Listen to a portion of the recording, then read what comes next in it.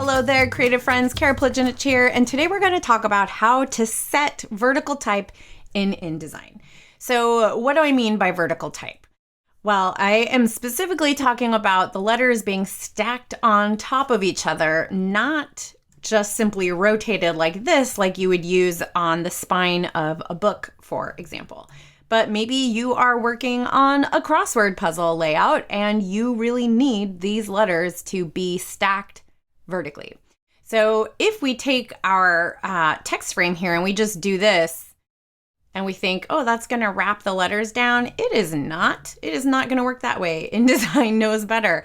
So one cheat for this is to just put a space after every letter, which feels a little silly, but it works. So if we now drag this into a tall column, we can achieve that result. And of course, if we center it, there you go. So that is one method, but it's kind of annoying, and depending on what you're doing, you might not want to put spaces after everything.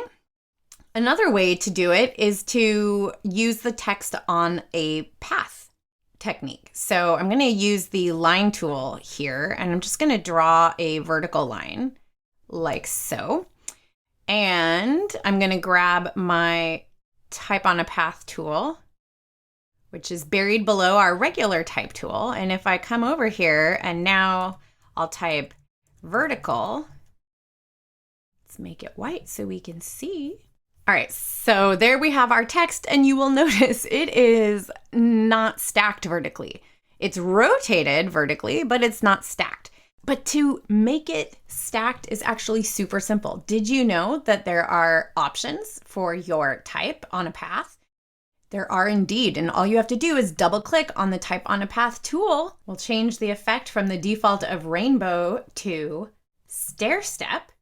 And when we click OK, we see that it is now rotated.